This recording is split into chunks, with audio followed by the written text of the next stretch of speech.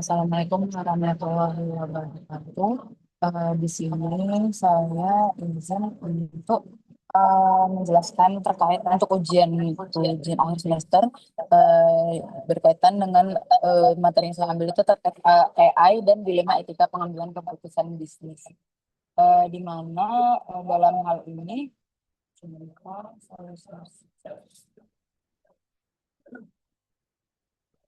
Nah, dalam hal ini berkaitan dengan studi kasus yang terkait dengan AI dan dilema etika pengambilan keputusan bisnis. Alur pembahasannya dimulai dari penjelasan pendahuluan dan ringkasan kasus, kemudian kita identifikasi masalah etika yang terjadi di dalam case ini, kemudian analisis tujuh kerangka teorinya, kemudian analisis stakeholder dan risiko bisnis yang ada, kemudian rekomendasi dan roadmap implementasi serta kesimpulan. Dimulai dari pendahuluan di mana AI ini kan sebenarnya pada awalnya adalah tools yang memudahkan kita dalam berbagai layanan atau dalam berbagai kegiatan sehari-hari, termasuk salah satu dalam kegiatan layanan kesehatan di mana AI ini bisa membawa efisiensi, namun selain memberikan efisiensi, AI juga bisa menyimpan risiko yang besar dalam dunia etika bisnis jika tidak serius jika kita tidak serius memberikan pengawasan yang cukup. Kemudian lihat dari segi penjelasan terkait AI dan kaitannya dengan kesehatan itu berkaitan efisiensi berhadapan dengan resiko etis di mana adopsi yang luas terhadap AI, contohnya itu rumah sakit yang memanfaatkan AI untuk efisiensi operasional, administrasi, keputusan klinis dan manajerial. Kemudian yang kedua, manfaat yang dijanjikan di mana AI ini biasanya diyakinkan untuk dapat meningkatkan akurasi diagnosis, mempercepatkan keputusan medis, serta mengoptimalkan sumber daya. Namun adanya risiko bias tersembunyi di mana risiko bis tersembunyi ini karena AI ini kan pada dasarnya berjalan dengan dikarenakan adanya sebuah algoritma kesehatan, di mana algoritma kesehatan ini dapat menghasilkan bias rasial sistematis tanpa dirancang sengaja. Kemudian yang keempat, fokus ke makalah di mana banyak RS swasta besar menerapkan AI untuk prioritas pasien, prediksi lama rawat, layanan premium, dan rekomendasi tindakan medis, yang hal ini tentunya juga bisa berpengaruh terhadap klaim dari pembiayaan masing-masing pasien. Nah, selanjutnya sebentar.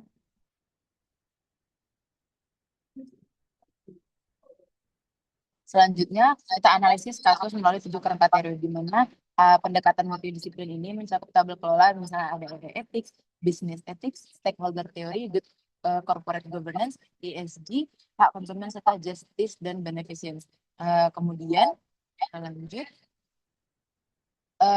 Ringkasan kasusnya ini jadi 4 fungsi pengambilan keputusan yang didelegasikan. Jadi dalam case ini sebuah rumah sakit swasta besar itu mengadopsi AI sebagai langkah inovatif dalam efisiensi operasional maupun mempercepat proses pelayanan. Di mana AI ini di dalam rumah sakit swasta besar itu digunakan dalam yang pertama menentukan prioritas pasien, di mana prioritas pasien ini maksudnya menentukan secara code-nya apakah pasien ini termasuk kategori kode hijau, merah, hitam ataupun kuning, itu menentukan mana pasien yang mendapatkan penanganan lebih dulu.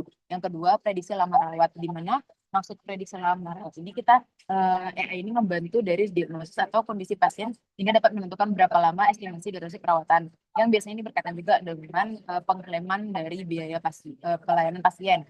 Yang ketiga, layanan premium, di mana menentukan kelayakan AI dapat menentukan kelayakan pasien yang perlu layanan tambahan. Yang keempat, rekomendasi tindakan medis, di mana AI juga dapat memberikan saran tindakan klinis yang terbaik untuk pasien dan dapat dielaborasi dan kolaborasi dengan kemampuan dan skill klinisi dari tenaga medis.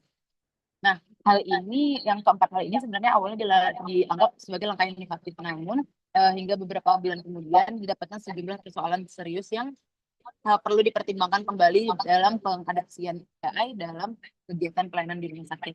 Di mana 4 persoalan itu ada 4. Yang pertama, skor prioritas pasien BPJS menjadi lebih rendah secara sistematis dibandingkan dengan pasien non BPJS. Yang kedua, pasien lanjut usia lebih sering ditolak untuk mendapatkan layanan tertentu. Yang ketiga, algoritma tidak pernah diaudit. Jadi, algoritma yang dibentuk dalam AI ini tidak pernah diaudit atau tidak pernah di maintenance secara berkala. Yang keempat, tidak ada transparansi ke pasien. Pasien tidak tahu keputusan ini dibuat oleh sistem AI. Jadi yang pasien tahu ya memang dibuat oleh nakes, tapi pada dasarnya di rumah sakit itu sebenarnya digunakan apa namanya digunakan AI gitu.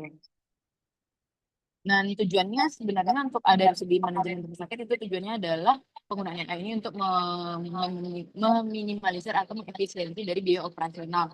Namun dampaknya ini dapat menjadi kasus yang sebagai sorotan publik karena dinilai diskriminatif terhadap pasien BPJS dan lanjut usia serta melanggar hak keterbukaan informasi.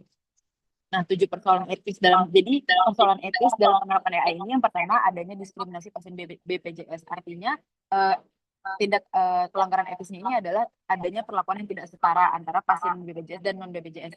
Yang kedua diskriminasi dari segi usia, di mana pasien lanjut usia jadinya lebih atau lebih rentan ini biasanya lebih kurang terpastikan atau kurang masuk dalam algoritma AI.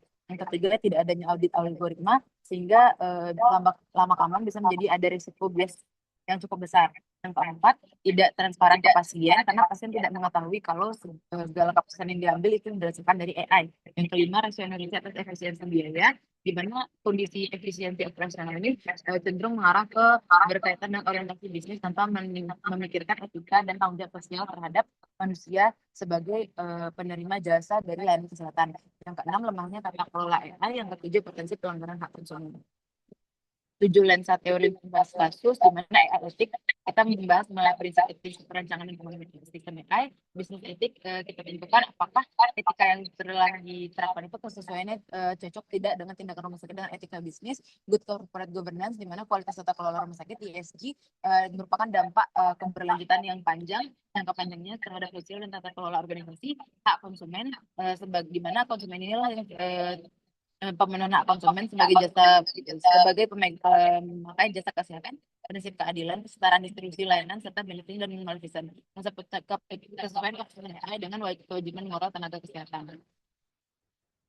Analisis teori dari AI ethics. Kalau AI ethics ini kita perlu menentukan di mana AI diberlakukan dalam dunia bisnis atau dalam dunia tata kelola rumah sakit harus mengutamakan prinsip beneficence atau kebermanfaatan di mana AI ini hanya memberi manfaat efisiensi biaya bagi RS tanpa memikirkan manfaat setara bagi seluruh pasien. Jadi ibaratnya kita bandingkan di AI ini hanya mengutamakan kemanfaatan efisiensi operasional RS tanpa adanya menimbang manfaat bagi pasien.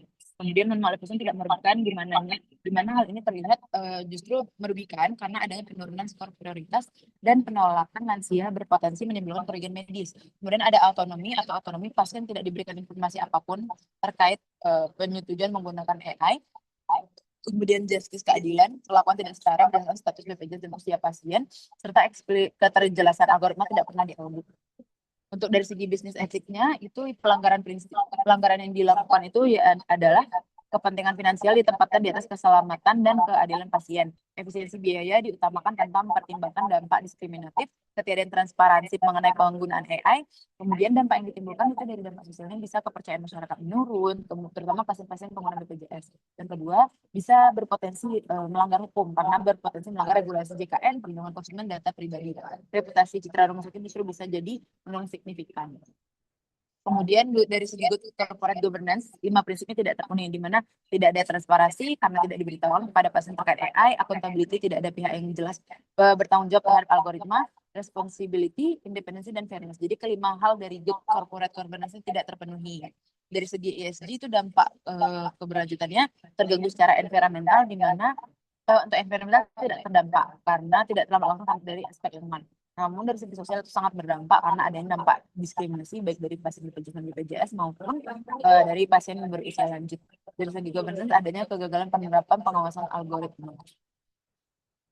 Untuk hak konsumen juga sesuai undang-undang ya itu sudah jelas dilanggar karena hak atas informasi yang benar dan jujur dilanggar, kemudian hak atas perlakuan yang adil, hak untuk dilanggar perlakuannya, hak atas keamanan data pribadi karena dioperasikan oleh AI.